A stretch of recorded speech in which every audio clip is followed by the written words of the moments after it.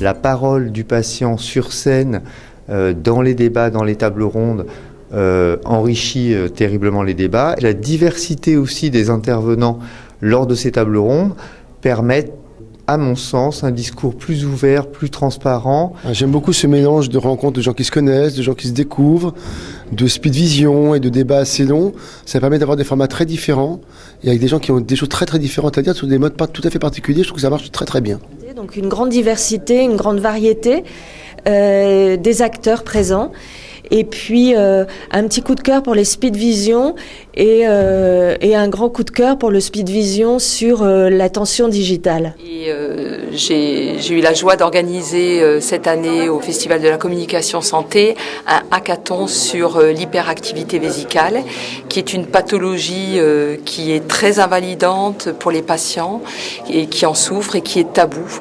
Donc l'idée c'était de ne pas proposer une énième application qui ne sera pas utilisée, mais justement de faire de la co-création, d'innover autour de cette pathologie pour apporter un vrai service aux patients. Ce qui m'a beaucoup intéressé dans le cadre de mes activités, c'est de rencontrer de nouvelles startups et également le hackathon qui était organisé par Pierreforme Médicaments, où il y avait différents projets formidables qui ont été initiés, et de rencontrer également les développeurs, de pouvoir discuter avec eux. Plus de 400 participants, donc nombreuses rencontres hyper qualitatives, du challenge sur le projet, beaucoup d'exposants de startups qui sont présents ici, donc une forte émulation.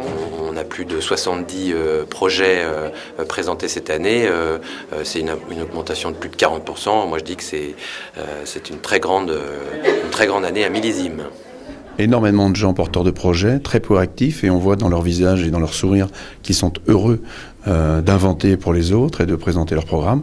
Et puis c'est une espèce de rigueur, puisque le jury, ce n'est pas facile. Nous sommes ici car nous sommes en master marketing pharmaceutique, et donc le fait d'être ici nous a permis de voir l'évolution des systèmes de santé, et donc et notamment l'évolution autour du patient. C'était une opportunité pour nous de venir, de pouvoir échanger avec d'autres professionnels, de pouvoir échanger également sur la vision de ce qu'est le milieu pharmaceutique actuellement, ce qu'il pourrait devenir, les potentielles évolutions, des pistes de réflexion.